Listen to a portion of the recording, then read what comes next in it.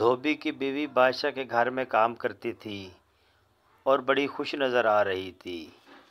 تب ملکہ سلطنت نے پوچھا کہ آج تم اتنی خوش کیوں ہو؟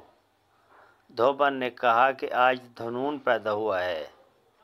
ملکہ نے اس کو مٹھائی پیش کرتے ہوئے کہا، دھنون کی پیدائش کی خوشی میں کھاؤ۔ اتنے میں بادشاہ بھی کمرے میں داخل ہوا۔ ملکہ کو خوش دیکھ کر پوچھا، آج آپ اتنی خوش کیوں ہیں؟ کوئی خاص وجہ ہے؟ ملکہ نے کہا، سلطان یہ لیں، مٹھائی کھائیں، آج دھنون پیدا ہوا ہے، اس لیے خوشی کے موقع پہ خوش ہونا چاہیے۔ بادشاہ کو بیوی سے بڑی محبت تھی۔ بادشاہ نے دربار کو کہا کہ مٹھائی ہمارے پیچھے پیچھے لے آؤ۔ بادشاہ باہر دربار میں آیا تو بادشاہ بہت خوش تھا۔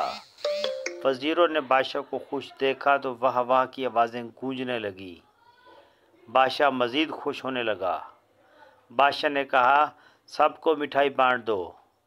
مٹھائی کھاتے ہوئے بادشاہ نے وزیر سے پوچھا، بادشاہ سلامت، یہ آج مٹھائی کس خوشی میں آئی ہے؟ بادشاہ نے کہا کہ آج دھنون پیدا ہوا ہے۔ ایک مشیر نے چپکے سے وزیر اعظم سے پوچھا، وزیر صاحب، ویسے یہ بتائیں یہ دھنون کون ہے یا دھنون کیا ہے؟ وزیر اعظم نے کہا کہ مجھے تو علم نہیں یہ دھنون کیا بلا ہے، بادشاہ سے پوچھتا ہوں۔ وزیر اعظم نے ہمت کر کے پوچھا، بادشاہ سلامت، ویسے یہ دھنون کیا ہے؟ بادشاہ سلامت تھوڑا سا گھبرائے اور سوچنے لگے کہ واقعی پہلے معلوم تو کرنا چاہیے تھا کہ یہ دھنون کون ہے۔ بادشاہ نے کہا، مجھے تو علم نہیں کہ یہ کون ہے۔ میری بیوی آج خوش تھی، وجہ پوچھی تو اس نے کہا کہ آج دھنون پیدا ہوا ہے، اس لیے میں اس کی خوشی کی وجہ سے خوش ہوا۔ بادشاہ گھر آیا اور بیوی سے پوچھا، ملکہ عالیہ، یہ دھنون کون تھا جس کی وجہ سے آپ اتنی خوش تھیں اور ہم بھی خوش ہیں؟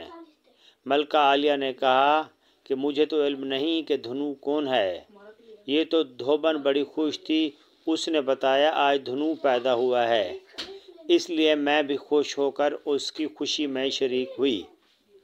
دھوبن کی بیوی کو بلایا اور پوچھا، تیرا ستیہ ناش ہو، تو یہ تو بتا کہ یہ دھنون کون ہے جس کی وجہ سے ہم نے پوری سلطنت میں مٹھائیاں بانٹی۔